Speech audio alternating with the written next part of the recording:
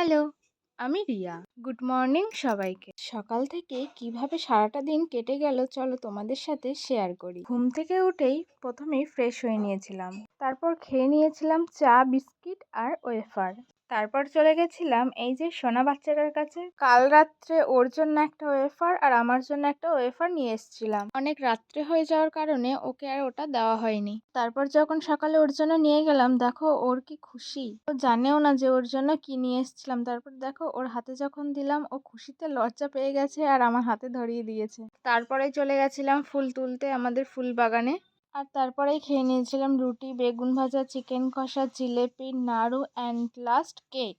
তারপরে দুপুরের জন্য নিয়ে আসে ইলিশ মাছ। তো এই বর্ষার ইলিশ কে কে খেয়েছো আর কার কার ফেভারিট বলো, আমার তো খুব ভালো লাগে। আর আগের হেয়ার কেয়ার ভিডিওতে একটা দিদিভাই বলেছিল যে আমি যেন তোমাদের সাথে হেয়ার কেয়ার ভিডিওটা শেয়ার করি। তো আমি অবশ্যই শেয়ার করব তোমাদের সাথে। এখানে আমি অন্য একটা হেয়ার মাস্ক আমার আর কি যেটা পছন্দ সেটা অ্যাপ্লাই করছিলাম, আর এদিকে দেখো রান্না হয়ে গেছে। তাহলে চলো আজ আসি, টাটা।